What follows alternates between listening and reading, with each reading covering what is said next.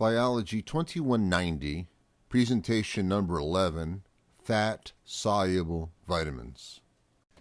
You might remember we talked about vitamins back when we were talking about organic nutrients. And the far majority of organic nutrients are macronutrients like carbohydrates and lipids and proteins. But vitamins, while they are essential nutrients, do not fall into the macronutrient category because even though they're organic compounds, we don't require them in large amounts. You might also remember that vitamins are not a source of calories for us. They do a number of other very important things, though. As we go through vitamins, you will make the observation that vitamins could be precursors or building blocks for making other very necessary compounds. Vitamins can contribute to the formation of hormones. Vitamins can contribute towards the metabolism of certain nutrients. For example, vitamin D is critical to the metabolism of calcium. And we'll see that vitamins can function as coenzymes. In other words, they help enzymes do their job in accomplishing some very, very important reactions that essentially keep us alive. So vitamins are terribly important, even though they are not macronutrients, they're micronutrients, and even though they are not a source of calories for us. Let's take a look at these bullet points here. We already mentioned the fact they are essential nutrients, so if you deprive an individual of a vitamin, that individual will experience a decline in health quality. If that vitamin is restored, then there will be a restoration in health quality. In terms of the qualities of the vitamins, vitamins fall into two basic categories. You could draw an arrow here from qualities down to types. We will mention in a moment that vitamins fall into two general categories: the fat-soluble vitamins, which are sometimes also called the lipid-soluble vitamins, and then the water-soluble vitamins. The basic difference between these two has to do with the nature of the molecules. Fat-soluble vitamins or lipid-soluble vitamins are composed of carbon-carbon bonds that might be described as being nonpolar. So therefore, the entire molecule is nonpolar. You might remember that when you are nonpolar, you do not demonstrate any general distribution of charge. As a consequence, you have no charge. And because you have no charge, you are not water-soluble. That's one of the aspects of being nonpolar. You cannot dissolve in water. Then, if you take a look at the bullet point of water-soluble vitamins, you might remember that water-soluble vitamins are going to be vitamins that have polar covalent bonds, in which case you do have a distribution of charge. A water-soluble vitamin like vitamin C or like the vitamin B1 or B2 or B3 are going to have positive and negative charges on them. Because of that fact, they are water-soluble. They dissolve in water. And we'll see in a moment there's a big difference in terms of how our bodies deal with fat-soluble and water-soluble vitamins. Okay, let's go back up to the bullet point that says qualities. Under chemical qualities, we're going to understand that our vitamins fall in these two basic categories: fat-soluble and water-soluble vitamins. But then we're also going to recognize that many of our vitamins demonstrate certain chemical structures that fall into certain categories.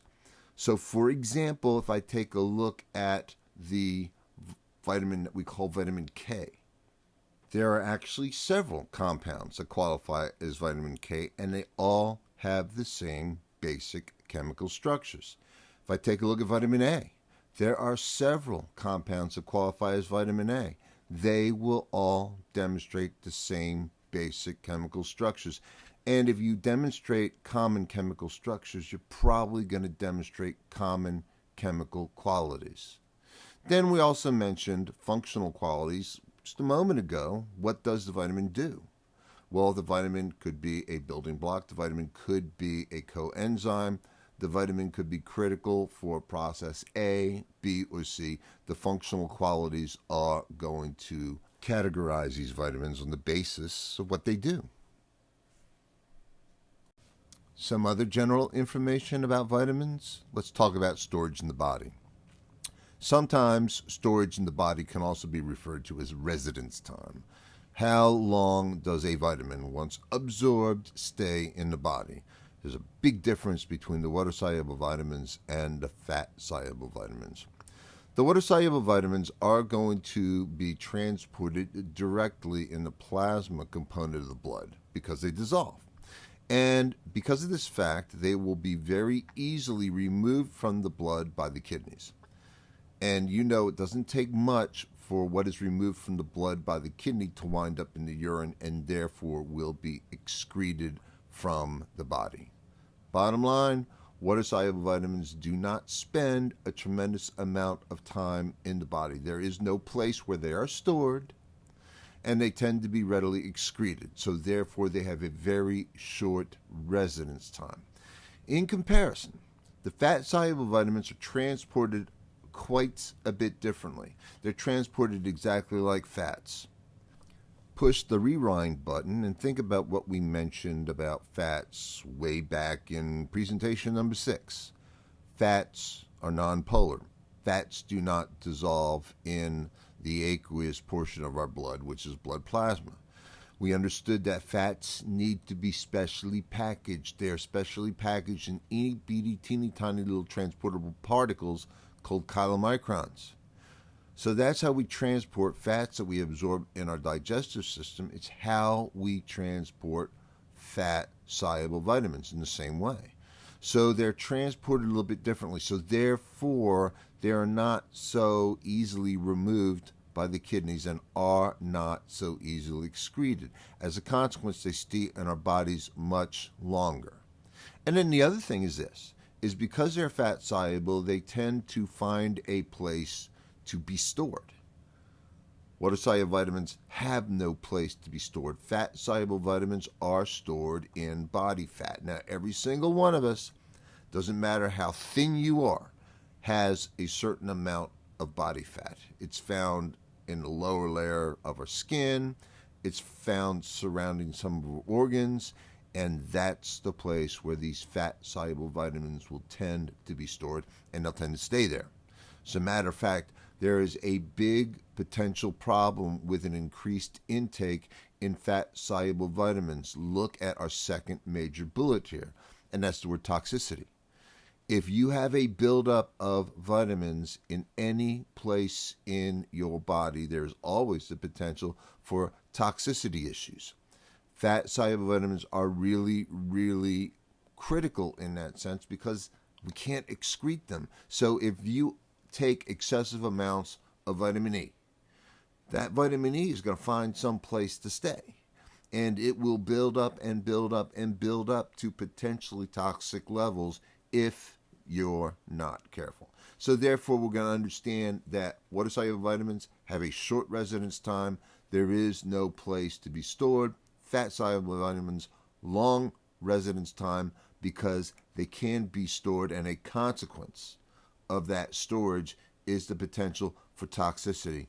One other term I want to mention here, and it's not on the slide, so I'm going to spell it for you. It will wind up on a future slide, and that is the word hypervitaminosis. Hypervitaminosis. I'm going to spell it for you. Hyper,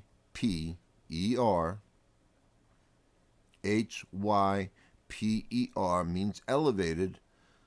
Vitamin, Vitamin,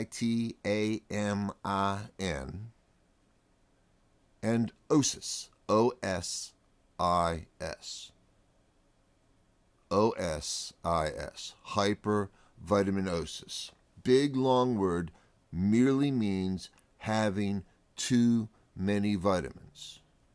And if you have too many vitamins, that's going to have potential toxic results. All right, so let's take a look at our third bullet here. We probably understand at some point that vitamins are absorbed, and there's going to be plenty of issues where we might not adequately absorb certain vitamins, and we'll find out later on that sometimes other nutrients present in our diet, or sometimes disease states, can interfere with our ability to absorb certain vitamins. And then finally, food is obviously our most common source of vitamins. Yeah, you can take vitamin supplements, but the fact of the matter is most of our vitamins come from the foods we eat. Problem is that vitamins are extremely temperature sensitive, which means you wind up cooking a food, like green beans, for example, that are full of vitamins. But if you cook those green beans to the point of where they're this olive drab color, and they're really, really soft. And I know a lot of you guys eat beans like this. These are the beans that are found packaged in cans. They have been overcooked, and because they've been overcooked, a lot of the God-given vitamins found in those beans have been destroyed through the cooking process. Rule of thumb, if you don't like undercooked vegetables, you might want to get to like them, because the more undercooked the vegetable is, the better it is for you. So I really, really like my green beans. Some would say undercooked. I like them bright green. I like them crunchy because they taste better to me, but they also represent a lot more vitamins than otherwise. So what do we know about fat-soluble vitamins? Most of the bullet points on this slide we've mentioned before. We know they're not soluble in water. They're nonpolar. They're digested and absorbed like a fat. When we transport them in our bloodstream, they will be transported in a packaged form we call a chylomicron. And the fats are transported in the chylomicrons very simply from the standpoint that they don't dissolve. So they need to be packaged and transported in that way. And we already mentioned the fact that because they're nonpolar, they're not readily excreted by our kidneys in the form of urine. We're going to take a walk through the fat-soluble vitamins. We're going to start with vitamin A. Now, looking at this particular slide, there's a number of things I see. And what I see is going to be shown again and again and again on the following slides in this presentation, and also on the slides in the next presentation, which focuses on water-soluble vitamins. What I want to do right now is make sure that you know that while a lot of this information on this slide seems pretty darn detailed, much of it I'm not going to ask you to memorize, and some of it is not going to be as difficult to remember as you think. So, for example, let's take a look at this slide on vitamin A. Vitamin A, we've all heard of it before. We're going to get into details. Chemically, looking at the molecule of vitamin A, it is a ring with a fatty acid tail, and I see that on the illustration. I'm never, ever going to ask you to remember that, and I'm not going to show it to you on a test. In terms of the forms, I'm going to need to know that vitamin A comes in 3 different forms. There's 3 different compounds that qualify as vitamin A, one called retinol, one called retinal, and one called retinoic acid. I am not going to ask you to memorize those names, but I am going to ask you to practice some name recognition. If you take a look at every single one of those names, they all begin with the letters R-E-T-I-N, which of course sounds like the word retina, which is part of our eye, and so I equate vitamin A with eye health. So I think retina, and if I see a compound that begins with the letters R-E-T-I-N, I automatically think vitamin A. So dietary sources of vitamin A, we get vitamin A in a lot of the things we eat. In the animals, we get vitamin A as a direct form. Mostly is retinol, but that's not important. In animal materials that we eat, milk, meats, things like that, vitamin A is going to occur as those RETIN compounds. In plants, it's a little bit different. In plants, there are these compounds that aid in the process of photosynthesis. They're called carotenoids. They're technically photosynthetic pigments. They will absorb light energy for the plant. Well, we eat these carotenoids. And when we eat these carotenoids, they can actually be building blocks for making vitamin A. So the example here is a carotenoid specifically known as beta-carotene. Now, beta-carotene is not necessarily always found in the leaves. I mean, sometimes beta-carotene might be found in roots or root-like structures. For example, you eat a carrot. Carrots are orange. The orange color in a carrot is because of beta-carotene. You eat a beet. The red color of the beet is partly due to this compound called beta-carotene. So in that case, it's not doing the photosynthesis job, but it's present.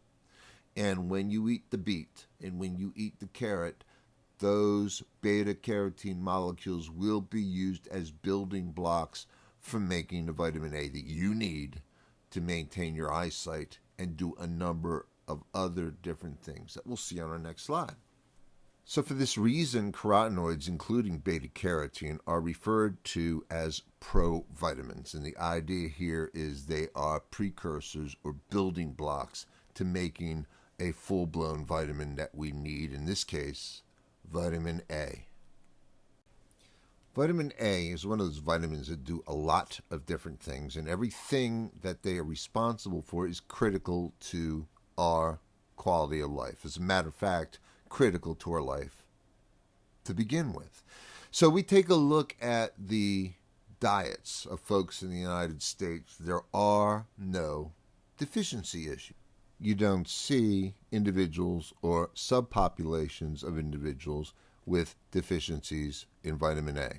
On the other hand, looking at developing countries or less developed countries in this world, there are plenty of vitamin A issues to be seen, largely because these populations, their diets, are starch-based and they don't get the carotenoids that they would require for manufacturing the vitamin A they need. So in these developing countries, it turns out that a lack of vitamin A is really the number one cause of non-accidental blindness in these populations. You see the photograph of the individual bottom right, and that individual is blind, not because of any accidental region, not because of any disease of any kind, with the exception of that individual is deficient in vitamin A. Now, it turns out that the vitamin A that we do consume in our diets is largely stored in our liver. A significant amount, 90% of vitamin A, is stored on our liver. So the beets you eat today are not gone tomorrow. The vitamin A in those beets will be in your liver and probably will be in your liver for a fairly long amount of time. Vitamin A, as vitamins go, is jack of all trades. It does a lot. So what on this particular slide I have is a number of bullet points that tell me some of the functions of vitamin A. I am sure if you Googled vitamin A, it probably would list a bunch more. But we're going to understand that vitamin A's primary function is as a precursor or a building block for a light absorbing protein called rhodopsin. Rhodopsin is a protein that absorbs light, and in doing so, it is the way we absorb light in our eyes. It's how we see. To the right, you will notice a picture of an eyeball and a close-up view of what amounts to being the retina. The retina is almost like a movie screen that's on the back of our eyeball, and as we see things, the light projected into our eye is projected on that movie screen. And as the light is projected on the retina is coated with these teeny tiny little molecules of rhodopsin. And those molecules of rhodopsin pick up on that light and convert that information in impulses, which are then carried to the brain and then interpreted as sight. The second bullet there tells me that some of our genes are actually regulated by vitamin A, and those are referred to as retinoid responsive genes. Vitamin A appears to have a role in growth and differentiation of our cells. And then finally, vitamin A seems to have some role to play in immunity. Well, I mentioned at an earlier slide that there doesn't seem to be any deficiency issues in the United States. Got to mention a certain deficiency issue that, while it's not a chronic one, is a transient one. And so you will see the first bullet point under deficiency of vitamin A on this particular slide reads night blindness. Every single one of you has probably driven down the road and had somebody coming at you in the middle of the night with their high beams on. And they don't turn their high beams off. And as you go by, you are suddenly aware of the fact that you can't see, that the bright lights have literally blinded you. Now, it doesn't take long for you to rebound. It seems a lot longer than it really does, but in a few milliseconds, you're back to normal. That's what we're going to refer to as night blindness. Now, night blindness is a consequence of the high intensity of those oncoming lights bleaching your rhodopsin. Once you bleach a rhodopsin molecule, it will not work, which means in your eyes there has to be this system for cranking out new rhodopsin to replace the rhodopsin that has been bleached. Now, that can happen in a few milliseconds, but it does take a certain amount of time, and that's what we're going to refer to as slow rod recovery. In detail, you've got these photoreceptors on your retinas called rods, and they distinguish between black and white, light and dark. It's how you and I see better at night. But the fact of the matter is it's not terribly reactive to high light intensities. I mean, it works better under low light intensity situations. You subject a rod to bright light, the rhodopsin is going to bleach, and it's going to take a little bit of time for that rhodopsin to rebound. And that depends all on the available amount of vitamin A at that time. So we're going to go then ahead and turn our attention to the second and third bullet points here, which are actually manifestations of chronic vitamin A deficiency. And you take a look at the young fellow over there on the lower right, and you see that cloudy eye that you saw on the individual in the previous slide. And that is a consequence of a more specific disorder that's referred to as xerophthalmia. Xerophthalmia, the prefix xero, X-E-R-O, means dry.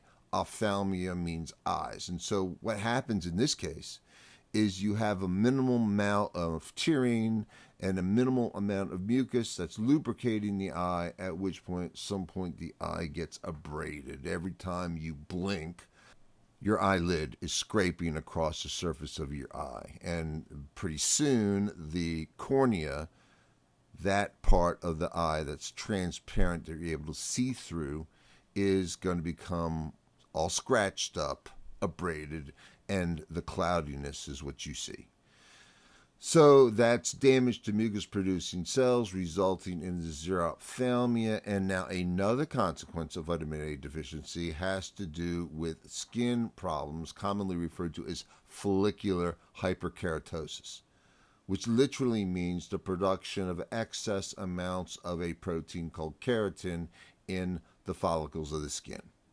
And as a consequence, you take a look at that clinical picture there of the individual's elbows.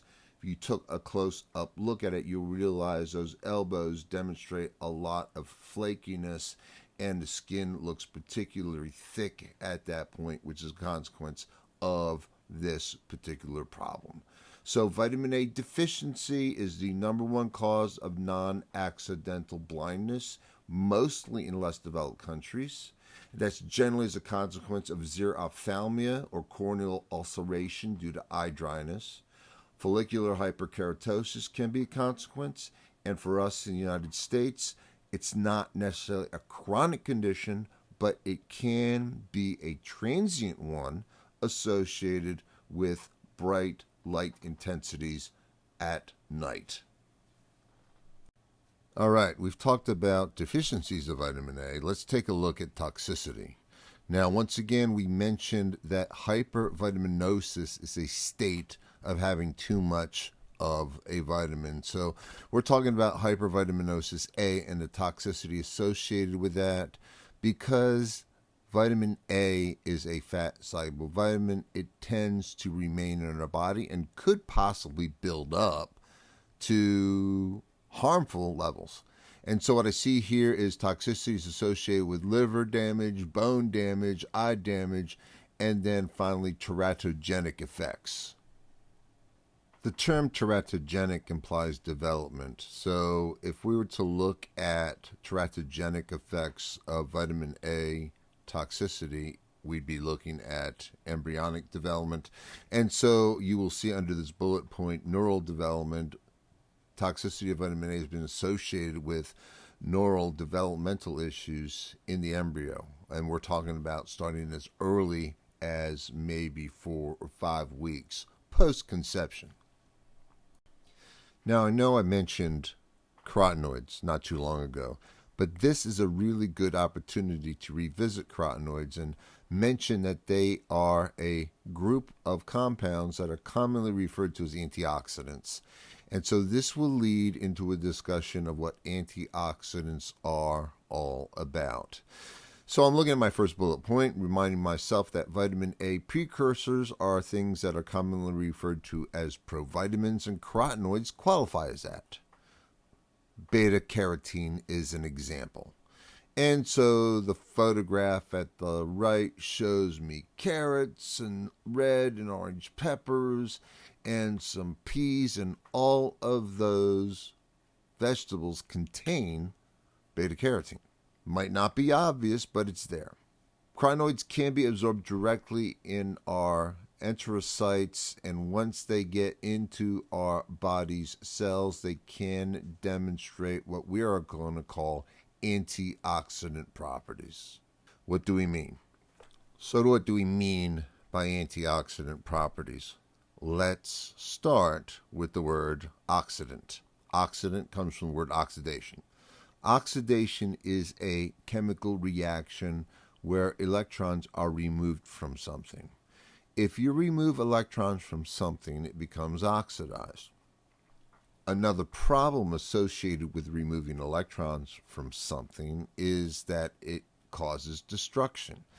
You think about proteins, and we mentioned proteins. We said how darn big they are and how specific they are and all the important jobs they do for us. If I was to remove 1 or 2 electrons from a protein, it might not affect that protein overall, but it might compromise its ability to do its job just a little bit. Now the thing is the older we get, the more oxidations happen. Oxidations are an unavoidable part of life. It's one of the reasons why we run down physically as we get older. Part of the aging process is you and I, well, me, not necessarily you, get to some point where we just don't work as well as we used to. And part of that is because of the collected oxidation damage that is being done. Well, Dr. Knaus, that doesn't sound very good. How does this happen? Well, it happens because out there in the world are molecules called free radicals. Free radicals are molecules that don't last very long, but they have an unpaired electron. Now, if you have an unpaired electron, that means you're extremely reactive and you're always looking for another electron to pair with that one, which means you can easily strip or rip electrons away from other molecules. We're going to take a look at this on our next slide. So how do free radicals do all this damage? Well, I mentioned it's a highly reactive molecule that has an unpaired electron. It doesn't last very long because once it picks up an electron, it's all fine and happy. But the problem is that when it does remove an electron from something, that creates a chain reaction. So I'll have an oxidation after an oxidation after an oxidation going on. And as it does so, these molecules that get oxidized, which would be like the proteins and the phospholipids that keep us stable and alive, I mean, those molecules run down. They get destroyed. They don't work as well as they do. And so ultimately, this accumulates year after year after year after year. So right now, you're maybe in your late teens or your 20s and you're feeling pretty good. You get in the 40s and you don't feel as good as you used to. Or you get to my age and you really start feeling your age. And that's part of what's going on. Now, the fact of the matter is, if we can find something that would actually destroy or neutralize free radicals, that would make our lives a little bit better. Now, you could argue, well, maybe that would make me live longer. Well, maybe you could live a little bit longer, but it would certainly minimize some of the damage. I mean, the bottom line, there is going to be no elixir of life. There's no way you and I are going to live forever, but it might be nice if we improve our quality of life by coming up with some things that might intercept some of these free radicals before they start doing the damage they do. Okay, so it turns out we have a hodgepodge of nutrients and some other molecules that can function as antioxidants, substances that will neutralize or essentially eliminate the damage carried out by these free radicals.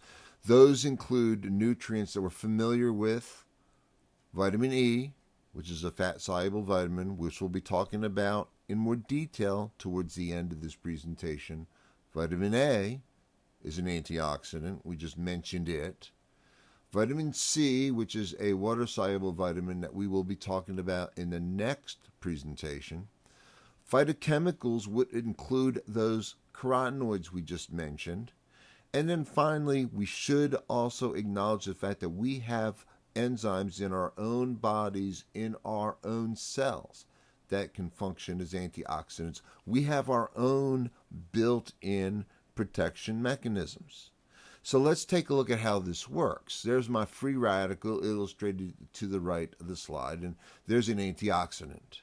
And I see the antioxidant is more than able and willing to give up an electron, and when it does so, that free radical at that point becomes neutralized. It is no longer going to basically create that sort of damage because the antioxidant is basically given up an electron for that purpose. Vitamin A can do that. Vitamin E can do that. Vitamin C might be able to do that. Phytochemicals can do it. And certainly some body enzymes can do that. Now, the fact of the matter is, it's not going to guarantee me a longer life necessarily, but it's certainly going to improve my quality of life because it's going to minimize that damage. Well, let's talk about another fat-soluble vitamin, one that you're all familiar with also. It's called vitamin D. If anything, you've heard of it associated with milk.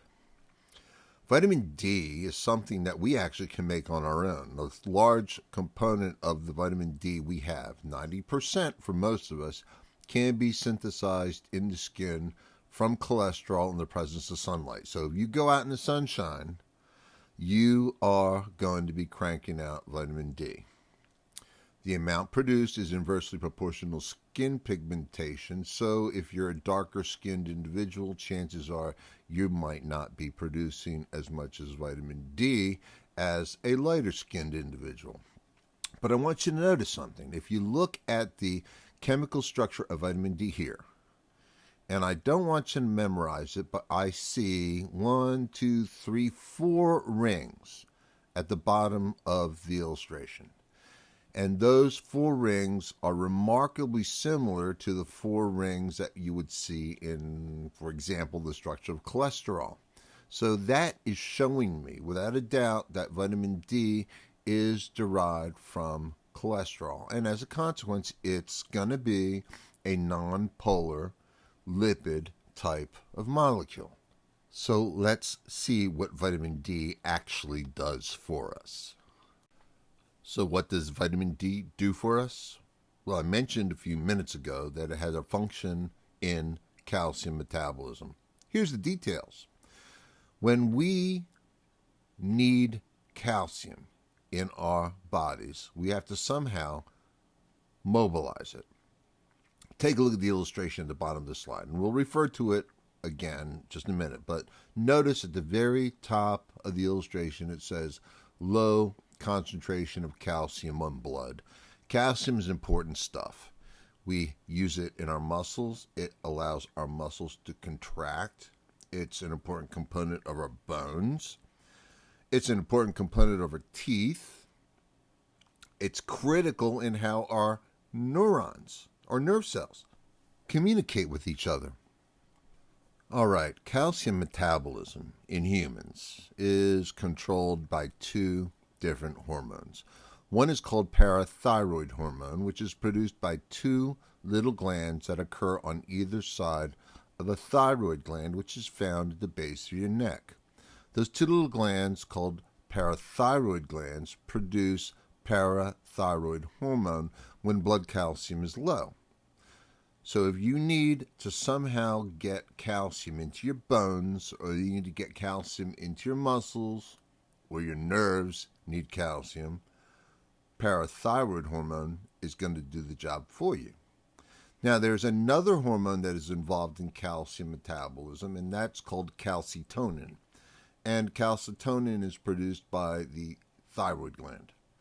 And its job is to essentially store calcium if you got too much of it. So parathyroid hormone raises blood calcium when it's needed. Calcitonin lowers blood calcium when it's needed. We're going to focus on parathyroid hormone here as far as vitamin D is concerned, because parathyroid hormone's job is to raise blood calcium levels when blood calcium is low, but vitamin D is going to help it out. So PTH on our slide is parathyroid hormone. It raises blood calcium levels, and it does so by mobilizing calcium from bone tissue. Our bones are a big, giant reservoir for calcium. If we need it, we'll release it from our bones. Parathyroid hormone does that. But the other thing is wouldn't it make sense that if I'm running low on calcium, I might increase my absorption of calcium from the foods that are traveling through my small intestine? If I'm not making the most of that calcium, I can certainly make the most of it now. If I'm running low on calcium, vitamin D as a vitamin is going to increase absorption of calcium in the small intestine, which means at the same time that parathyroid hormone is mobilizing calcium from my bones, vitamin D is improving calcium absorption in my small intestine. This is one of the reasons why vitamin D is found in milk. If you take a look at a bottle of milk and it says vitamin D milk, it's not because the cow put vitamin D in the milk. It's because the milk manufacturer added vitamin D to the milk. It's been a common practice for years and years and years and years and years, under the idea that if we could just add vitamin D to milk, we're going to improve calcium content in people, and that will improve bone strength, and that will include health. Well, it turns out that amount of calcium isn't necessarily needed, but you should understand that if our blood levels of calcium are low, parathyroid hormone will bring them back up by mobilizing the calcium from our bone tissue, but at the same time, vitamin D will improve our ability to absorb calcium in our small intestine, and that way help to raise blood calcium levels. A deficiency in vitamin D results in improper mineralization of the skeleton. See, your bones are largely composed of calcium. There's some protein in there and some magnesium and a hodgepodge of other things, but the calcium's the big deal. So if you got improper mineralization, what that means is your bones will not be as rigid nor as strong as they were. So we're going to be taking a look at a deficiency in children that is commonly referred to as rickets. And so you'll see a child there with bow legs. And a bow-legged individual is diagnostic of a person who probably had rickets. Improper mineralization of the skeleton means that the bones were not strong enough in order to bear the weight of the individual, and so the bones began to bend under the weight of the individual. Now, in adults, the consequence of a vitamin D deficiency is softening of the bones that is officially known as osteomalacia. So we're going to make sure that we connect vitamin D deficiency with rickets in children and osteomalacia in adults. In terms of toxicity, the toxicity is mostly associated with mental retardation in infants. The fact of the matter is, there is not a lot of known toxicity issues beyond that associated with vitamin D. Now, vitamin E is actually not a single one compound. It's actually 8 of them. And all those 8 compounds belong to a single chemical family. Now, on our slide here, you'll notice there's 2 names, tocopherols and tocotrienols. There are 4 compounds in each of those groups. Now, I'm not going to ask you to memorize those names, but once again, we're going to play name recognition. If you ever encounter the name of a vitamin that starts with the letters TOCO, you need to make sure that you connect that with vitamin E. Vitamin E is a fairly common vitamin. We get plenty of it, but the fact of the matter is its big function for us is primarily as an antioxidant. It's going to get in the way of free radicals that are trying to destroy our cell membranes. Think about it. A cell membrane is a composition of a bunch of phospholipid molecules.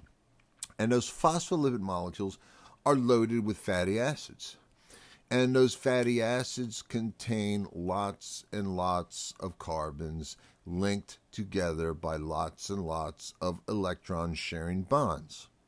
So what a free radical will do is will bounce from phospholipid to phospholipid, bounce from fatty acid to fatty acid, removing electrons. And as you remove electrons, you destroy the phospholipids, and as time goes by, you destroy the integrity of the membrane. So let's go ahead and make quick the observation that vitamin E, as a rule, is obtained from plants. Plants have plenty of oil-like compounds that will be found in our diet. So as long as you eat plenty of plant material, and a lot of you could stand to eat more, you're probably okay in terms of vitamin E. Now let's look at the deficiencies, because it's where we look at the deficiencies is connecting with this idea of membranes. In adults, those adults who are smokers in particular are susceptible to this oxidant damage. Now remember, oxidant means oxidation. It means damage triggered by free radicals. And it mentions right here that phospholipid damage in cell membranes is and can be a problem. Now looking at preterm infants, these are infants that are born early. They have a problem with something called hemolytic anemia.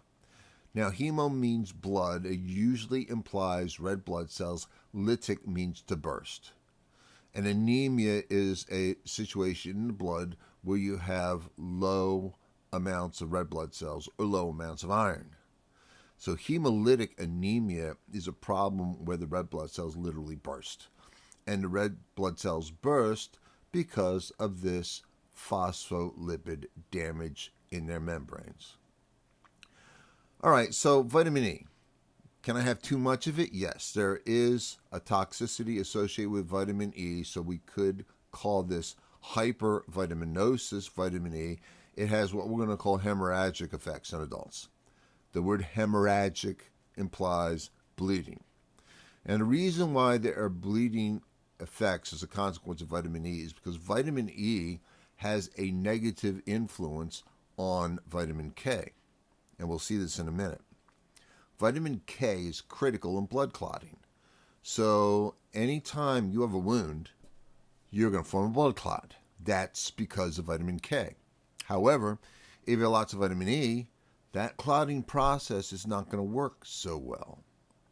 So a lot of people think they need to take vitamin E in large amounts. When you take something in large amounts, it's generally referred to as a mega dosage. And a lot of times, mega dosage of vitamins, and it doesn't matter whether it's vitamin E or vitamin C or vitamin B, a lot of times these are based on what amounts to being false popular claims. Vitamin E has been implicated in skin health. Vitamin E has been implicated in libido, that is your sex life. And so a lot of people feel they got to take these vitamin E supplements because they've got acne, they got bad skin, they want their skin to look good, or they want to improve their sex life for whatever reason. And as a consequence, while you might be benefiting in some aspects, probably the larger problem is the fact you got too much. And because you got too much, that could influence with bleeding. So vitamin E is kind of like a natural blood thinner. And that might not be such a great thing.